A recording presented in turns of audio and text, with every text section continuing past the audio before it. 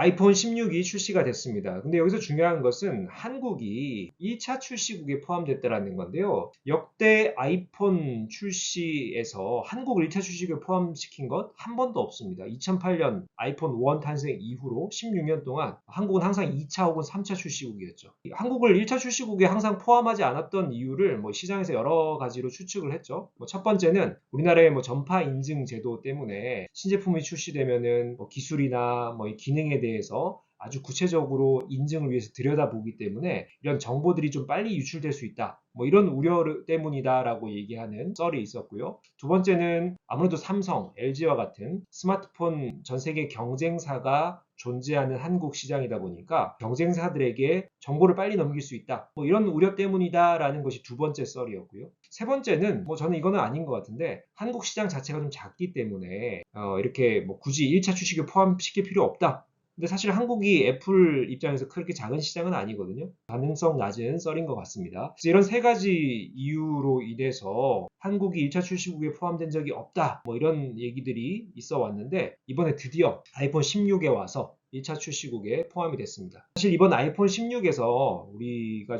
좀 관심을 가져야 될 부분은 바로 애플 인텔리전스라고 하는 AI 기능입니다. 애플 인텔리전스라고 하는 우리 기능이 도대체 어떤 정도로 구현이 되어 있는지 어떤 정도 수준인지 이걸 좀 알아보려면은 올해 펼쳐진 애플의 WWDC 세계 개발자 회의의 발표 내용에 한번 초점을 맞춰볼 필요가 있습니다. 근데 이 회의 이름 자체가 별로 마음에 안 들어요. 월드와이드 디벨로퍼 컨퍼런스인데 항상 미국은 자국의 행사를 세계의 중심, 세계적인 행사 이렇게 용어를 쓰죠. 미국 메이저리그 같은 경우에도 최종 결승전을 월드 시리즈라고 얘기를 합니다. 그죠? 우리나라는 한국 시리즈라고 하죠. 우리도 이제 월드 시리즈라고 해야 될 것 같아요. 어쨌든 각설하고 애플이 애플 인텔리전스라는 것을 발표함으로써 모든 새로운 AI가 아이폰과 맥으로 온다라는 컨셉을 얘기를 했죠. 실제로 애플 인텔리전스 발표 행사에 많은 사람들이 몰렸습니다. 근데 재미난 것은 이것이 이제 AI 기능이다라는 것을 모든 사람들은 동의하지만 애플은 AI라는 용어를 쓰질 않아요.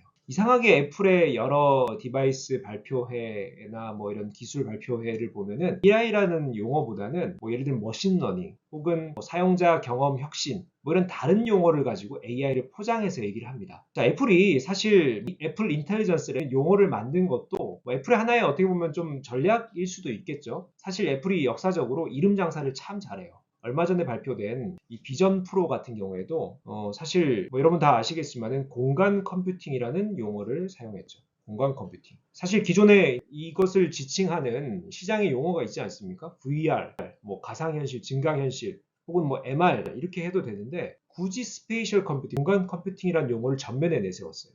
이것은 저는 여러 가지 이유가 있다고 봅니다. 기본적으로 애플이 추구하는 방향이 기술 중심이 아니라 사용자 경험 혁신 중심이다. 그래서 기술 분야에서 주로 언급되는 용어를 반복적으로 사용하기보다는 좀 사용자 친화적인 경험이라는 그런 것들을 좀 드러낼 수 있는 공간 컴퓨팅 좀 다소 좀 그렇지 않습니까? 이런 것들을 좀 선택했을 수도 있다. 그게 하나의 이유라면은 또 하나의 이유는 아무래도 좀 후발주자입니다. 그러다 보니까 이제 메타의 오큘러스라고 하는 시리즈가 VR 기기를 대표 주자로 표방하고 있지 않습니까? 좀 새로운 용어를 쓰자는 거예요. 그래서 스페이셜 컴퓨팅 좀 신선하잖아요. 이런 어떤 의도도 있지 않았을까 싶은데요. 사실 스페이셜 컴퓨팅이라는 용어를 애플이 만든 건 아니에요. 여기 보시듯이 MIT의 연구원이었던 사이먼 그린월드가 2003년 논문에서 발표한 개념이 바로 스페이셜 컴퓨팅입니다. 사이먼은 뭐라고 얘기를 하냐면은 스페이셜 컴퓨팅이란 인간의 인터랙션이다. 누구와? 머신과의 인터랙션이다. 즉 기계와 소통하고 상호작용하는 것을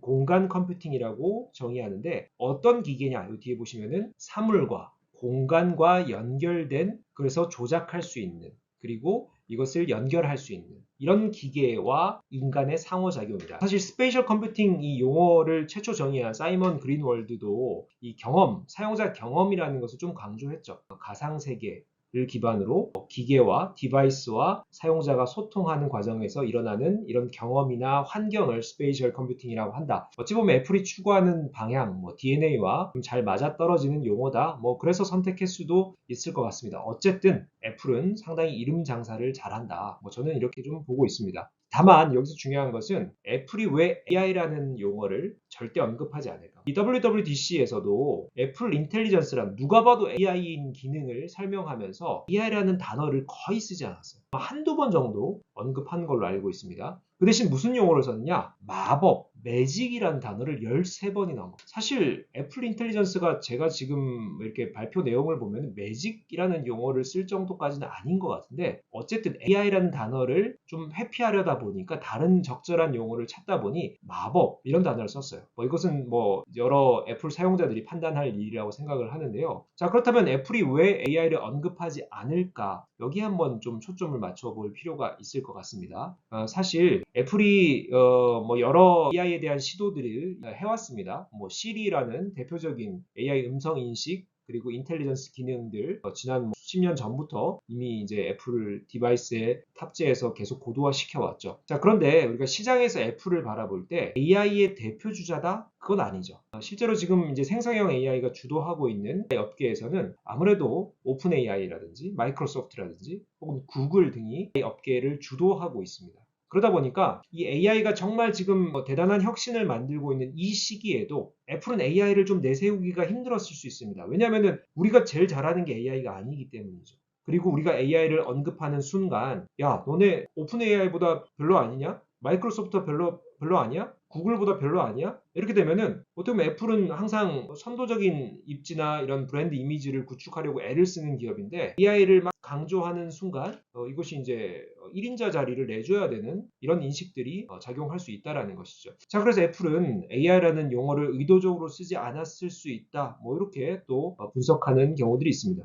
자, 그런데 이런 또 의견들도 존재합니다. 여러 언론 분석가들 혹은 또 연구자들이 애플에 대해서 얘기를 하면서 애플은 기본적으로 AI에 대해서 좀 불신을 갖고 있다.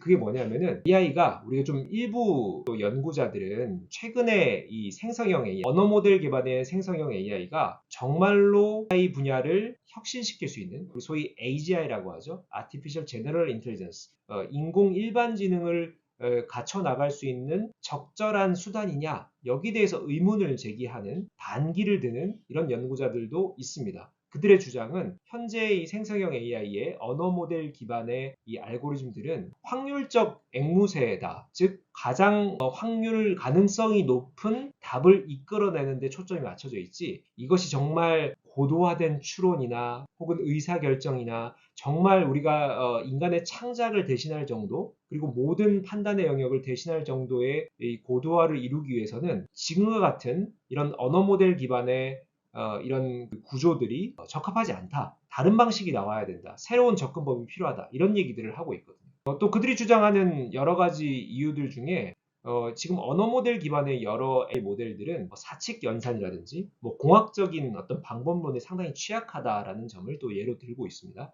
예를 들면은 한 인터넷에서 유행한 글인데요. 이렇게 챗GPT에게 사칙 연산을 시켜봤더니 대답을 하긴 하는데 엉뚱한 답들을 내놓는다라는 거예요. 예를 들면은 568을 72로 나눴을 때 우리가 암산을 해도 좀 2, 30초면 계산할 수 있죠? 이게 틀렸다라는 거예요. 그래서 이 사용자가 너 이거 틀렸어. 다시 한번 풀어봐 라고 물어봤더니 죄송합니다. 처음에는 잘못된 답변을 드린 것은 계산 오류 때문입니다. 인공지능이면 때때로 실수를 할 수 있습니다. 인공지능이 이런 사칙연산 실수하면은 여러분이 믿고 뭔가 맡길 수 있을까요? 그렇죠? 우리가 이제 사칙연산은 인간의 어떻게 보면 아주 뭐라 그러죠? 좀 어린 시절에 터득하는 이런 능력들인데 이것조차 안 된다? 그래서 결국 지금 언어 모델 기반의 모델들은 이런 사칙연산이나 숫자로 바꿀 수 있는 정형화된 데이터에 대한 연산이나 과학적 접근법들의 약점을 갖고 있다. 이런 얘기들이 다양하게 검증되고 제기가 되고 있습니다.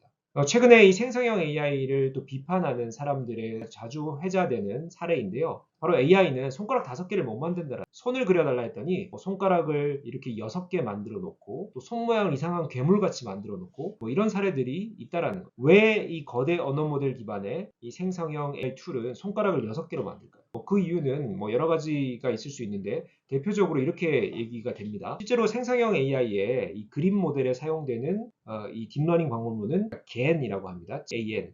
바로 생성형 적대신경망을 사용하고 있는데요. 사람의 손을 그려달라라고 하면은 GAN을 기반으로 한 이 학습 데이터들을 바탕으로 수천만 개의 데이터를 조합해서 가장 명령과 가까운 그림을 그리죠. 근데 사실 사람의 손 모양은 뭐 양손을 이렇게 쥔 모양도 있고 손가락을 벌린 것도 있고 주먹 쥔 모습도 있고 뭐 V자를 하는 것도 있고 천차만별이잖아요. 즉 학습이 어려운 거예요. 눈, 코, 입 뭐 이렇게 좀 약간 이렇게 공개된 그림들이 많은 이런 부위들보다 손은 좀 가려져 있거나 숨겨져 있거나 이상한 모양이거나 뭐 각도가 틀어져 있거나 이게 학습이 상당히 어렵다라는 거예요.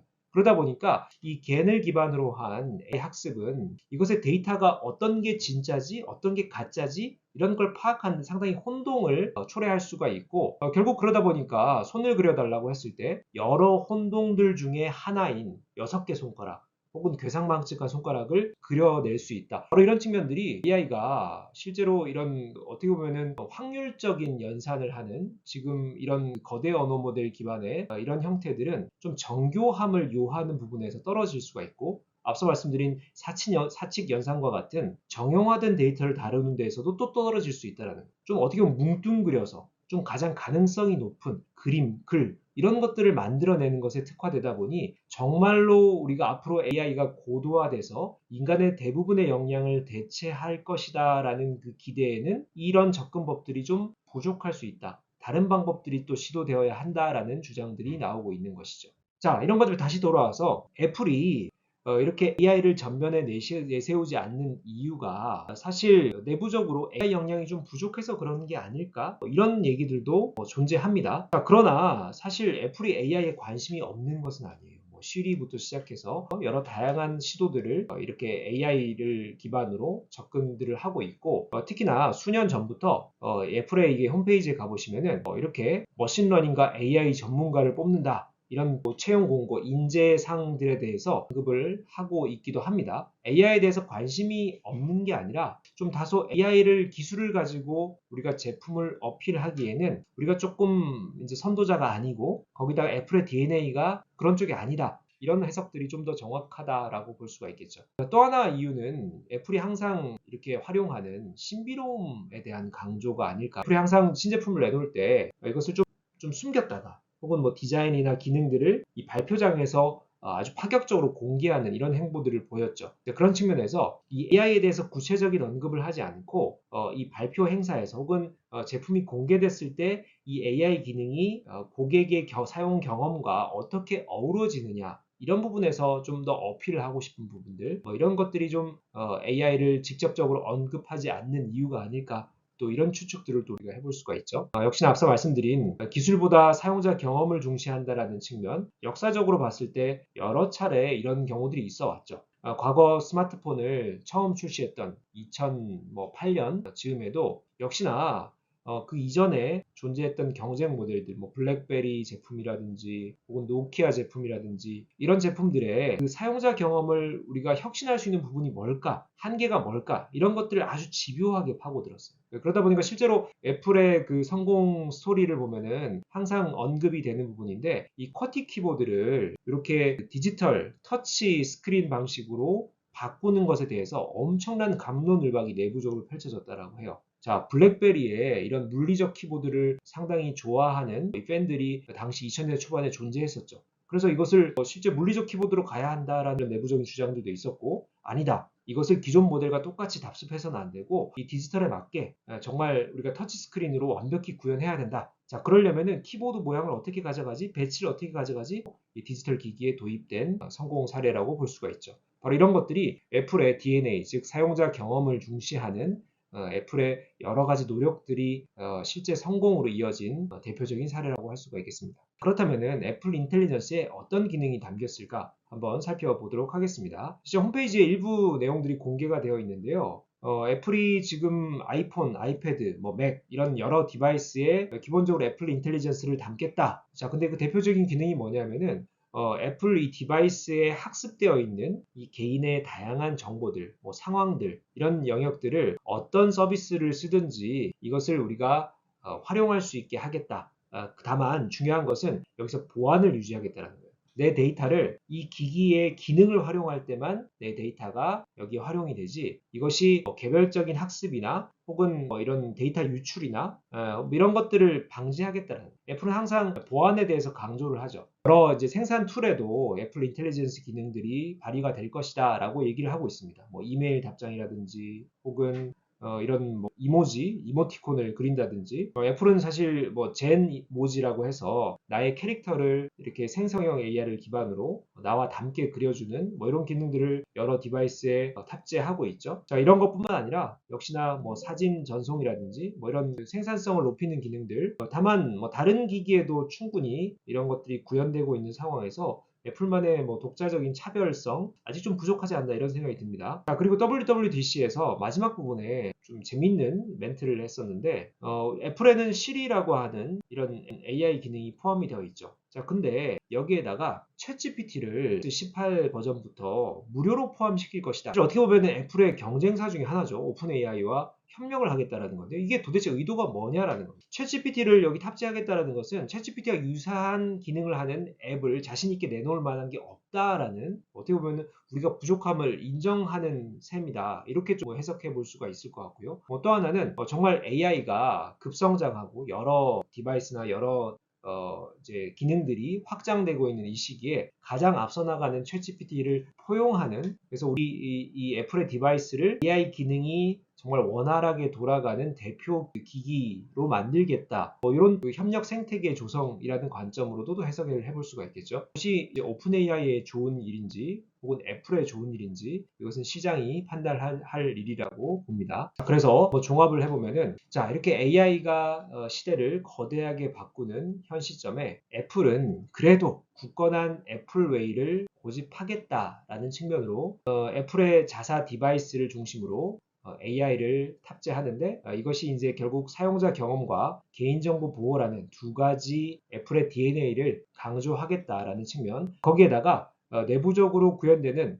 애플 인텔리전스의 이 거대 언어 모델 등 기반 모델들은 상당히 가볍습니다. 예를 들면 매개 변수를 30억 개 써라고 하는데 챗GPT에 기반이 됐던 이제 GPT 3.5 버전의 매개 변수는 1750억 개였거든요. 한 50분의 1 수준인가요? 상당히 규모가 작다. 그 말은 좀 가볍게 효율적으로 이렇게 활용할 수 있게 활용성을 높이겠다. 뭐 이런 측면을 우리가 생각해 볼 수가 있겠죠. 우리는 우리 디바이스 안에서만 자체적인 앱을 통해서 엣지라고 하죠. 엣지단에서 AI 기능들을 경험할 수 있고 이것을 뭐 클라우드나 재학습에 활용하지 않는다. 뭐 이런 것들을 강조함으로써 다른 업체들과 차별화 포인트를 가져가고 있습니다. 물론 뭐 챗GPT와 같은 대표 주자 서비스들을 좀 받아들인다라는 것에 다소 기존과는 다른 조금 이제 협력 생태계를 구축하는 측면들 볼 수가 있지만은 그래도 애플이 이 디바이스를 기반으로 끈끈한 애플만의 신뢰 고객들의 생태계를 그대로 유지해 나가겠다. 그들의 전략이 성공할지 지켜볼 일이라고 생각합니다.